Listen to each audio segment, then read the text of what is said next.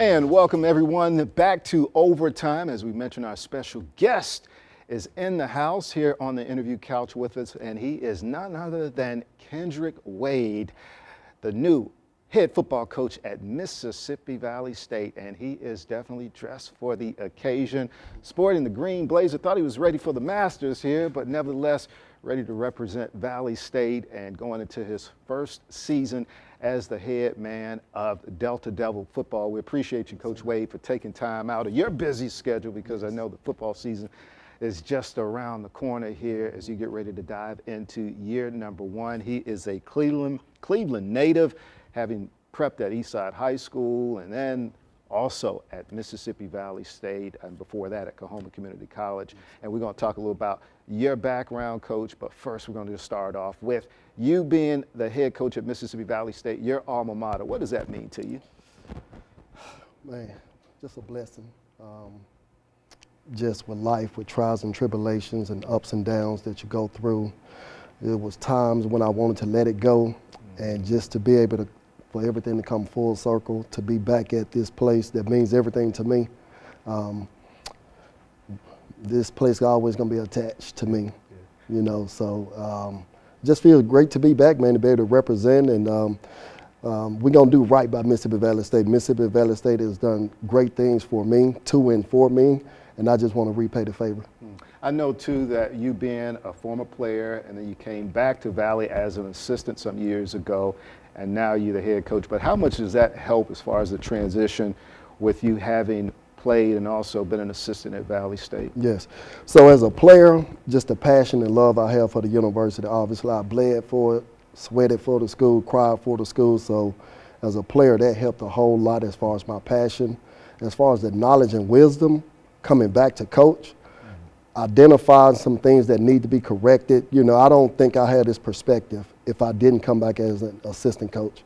So just learning some things, what went well, what didn't go so well, assessing all those things that really put me in a position to be able to kind of attack it the right way.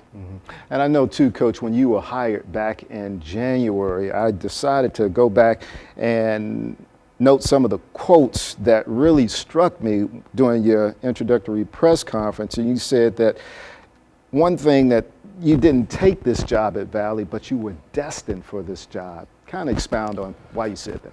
So not to get too spiritual about it, but it was something on my spirit, and it had been on there for the last few years. So when I left Valley back in 18, it was something inside of me telling me that I'd be coming back, and I knew at some point I'd be coming back to lead it. And it was one night I was in the bed asleep, honestly, and I just woke up and I just felt something in my spirit, and I just heard the word now. So now when people hear this slogan that we have, the time is now, I got a message and it told me now. So I knew now was the right time to come on back. And I also know that you mentioned that this is not a challenge, but an opportunity. Yes. This is an opportunity that you're ready to face head on. Yes. So when you think of challenges and people talk about challenges, they're identifying the problem. When you see that as an opportunity, you identify the problem, but you also have solutions in place. So there are a lot of challenges there if that's how you look at it. But for us, we see it as a great opportunity to not only identify those things, but to be able to correct those things. And you said also that, if I'm not mistaken, that you're more process-driven than goal-driven. Yes.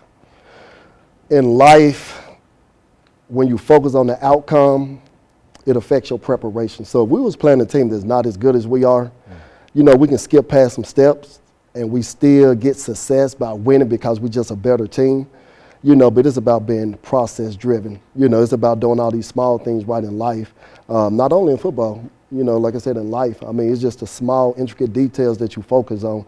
So win, lose, or draw, at the end of the day, when you do things the right way and you're doing winning things, you can look at yourself and say, well, I put my best foot forward.